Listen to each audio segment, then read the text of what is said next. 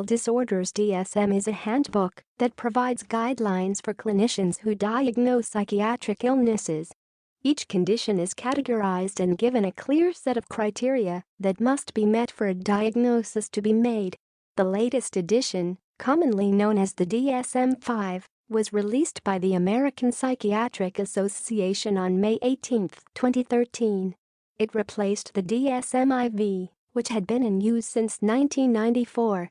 As is the case with each new edition of the DSM, there were some changes made to the diagnostic criteria for certain disorders from the DSM-IV to DSM-5, including depression.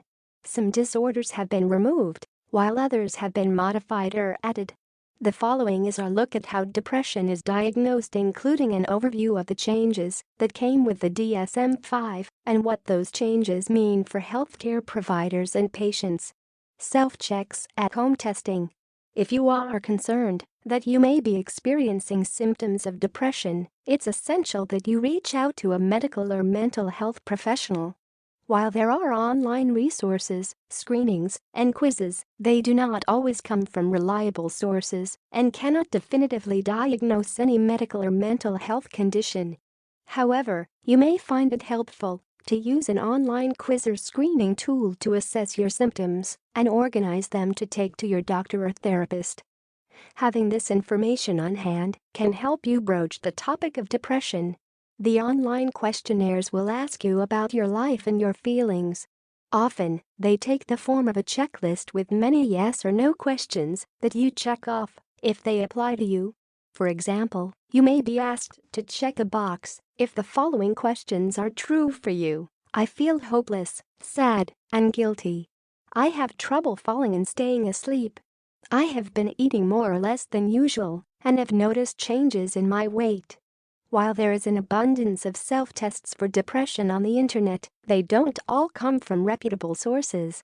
You will not be able to self-diagnose a medical or mental health condition with a quiz or checklist, but these online tools can help you initiate a conversation with your doctor or therapist. Some questionnaires will ask you to rate your responses to a statement on a numerical scale. At one end, a 0 might indicate that a statement does not apply to you at all, and at the other end, a 10 might indicate that the statement applies to you all the time. For example, you might be asked to rate how much you identify with the following statements by selecting a number from 0 to 10, where 0 means never and 10 means always. I have trouble focusing or concentrating. I spend time with people that I care about. I have felt like the people in my life would be better off without me. Screening tools may also ask personal questions about your habits and lifestyle, such as whether you are married, go to work or school, or use substances. A medical or mental health professional will also ask you these types of questions to help rule out specific causes for depression, such as the loss of a spouse or job, or the use of alcohol or drugs. Tests and scales. Medical and mental health professionals use established, research-backed guidelines, screening tools, checklists, and other criteria to help them make a diagnosis of depression. A provider can use these tools to guide them through observing and talking to a person who might be experiencing symptoms of depression. For example, taking note of whether a person is showered and appropriately dressed, the tone and speed of their speech, and other aspects of their appearance and demeanor can provide clues. Asking direct questions about a person's day-to-day life and their feelings can also provide valuable insight into the cause of a person's depressive symptoms. In some cases, a person may have symptoms of depression but not have a major depressive disorder. For example, if they are grieving the loss of a loved one. Providers also use these guidelines to go through a list of other possible causes for a person's symptoms that might be easily overlooked. Certain medical conditions and medications can cause symptoms of depression that will generally improve once the underlying cause is addressed. In these cases, the guidelines may suggest that a provider refers the person to a colleague for additional testing or examinations. For example, if a doctor thinks a person's symptoms could be stemming from a brain lesion, they may want them to see a neurologist or have an MRI scan. A person who is using alcohol or illicit drugs may have depressive symptoms that are related to their substance use. In this case, a screening tool may alert a doctor to test their blood or urine for certain drugs or refer them to an addiction treatment center. Changes in the DSM-5. While the DSM-5 doesn't introduce any new diagnostic tests for depression, it does promote a new integrated approach for clinicians to diagnose mental health disorders. Clinicians who were used to using the older methods for diagnosing depression didn't have to completely change how they approached the process with the DSM-5, as the new integrated approach is compatible with previous assessment tools. Common depression tests and skills. Patient Health Questionnaire 9 PHQ-9. Adolescent PHQ-9. Beck Depression Inventory. Major Depression Inventory. Rome Depression Inventory. Children's Depression Inventory. Sung Self-Rating Depression Scale. Hamilton Rating Scale for Depression. Center for Epidemiological Studies Depression. Geriatric Depression Scale. New tools for assessing suicide risk. The DSM-5 does include new scales for assessing suicide risk, one for adults and one for adolescents. These scales are intended to help clinicians identify suicide risk in patients as they are developing treatment plans. If you are having suicidal thoughts, contact the National Suicide Prevention Lifeline at 1-800-273-8255 for support and assistance from a trained counselor. If you or a loved one are in immediate danger, call 911. The tools are included in the new Section 3 of the DSM-5 and are intended to better support clinicians in identifying risk factors for suicide as well as scales for assessing suicidal behaviors, which includes differentiating self-harm from suicide attempts. Diagnosing depression. Instead of thinking about depression as being either present or absent, abnormal or normal, the new approach outlined in the DSM-5 considers the symptoms of mental health disorders as existing on a continuum.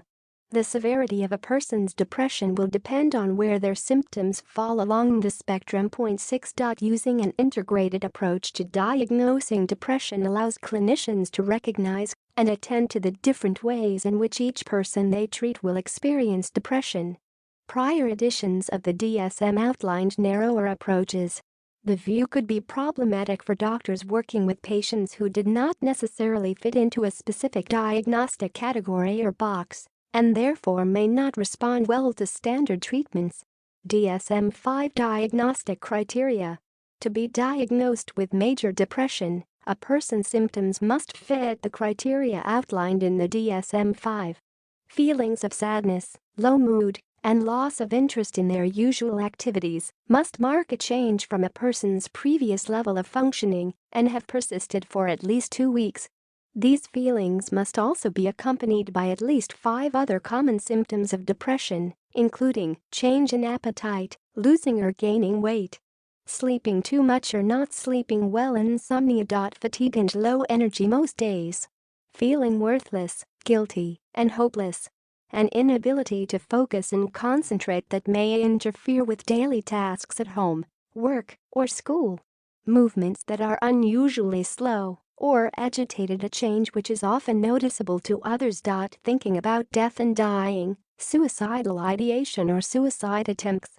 These symptoms must cause the individual clinically significant distress or impairment in social, occupational, or other important areas of functioning. The symptoms must not be a result of substance abuse or another medical condition. Doctors must rule out other mental health conditions that can have a depression component but are not strictly a major depressive disorder, e.g., bipolar disorder and schizoaffective disorder. To be diagnosed with major depression, a person must not have had a manic or hypomanic episode, which typically occurs in bipolar disorder. Finally, to be diagnosed with major depression, a medical professional must determine that the person's symptoms don't have another cause, such as a medical condition, a side effect from a medication, or related to the use of illicit substances. No significant changes were made to the diagnostic criteria for major depressive disorder with the introduction of the DSM-5. The core symptoms, as well as the requirement for the symptoms to have lasted for at least 2 weeks, remain the same from previous editions. The DSM-5 reminds clinicians to assess patients with depression for symptoms of mania and hypomania. The presence of these symptoms may indicate the new specifier for depression, with mixed features, should be added. Diagnostic changes from DSM-IV to DSM-5. In addition to the diagnostic criteria for major depressive disorder, the changes published in the DSM-5 included the addition of new depressive mood disorders and specifiers. New mood disorders added. One major area of change in the DSM-5 was the addition of 2 new depressive disorders, disruptive mood dysregulation disorder (DMDD) and premenstrual dysphoric disorder (PMDD). The diagnosis of DMDD is reserved for children between the ages of 6 and 18 who demonstrate persistent irritability and frequent episodes of out-of-control behavior. The diagnosis was added to address concerns that bipolar disorder in children was being overdiagnosed. PMDD is a more severe form of premenstrual syndrome (PMS). The conditions are characterized by intense depression, anxiety, moodiness, and irritability related to the hormonal fluctuations throughout the menstrual cycle.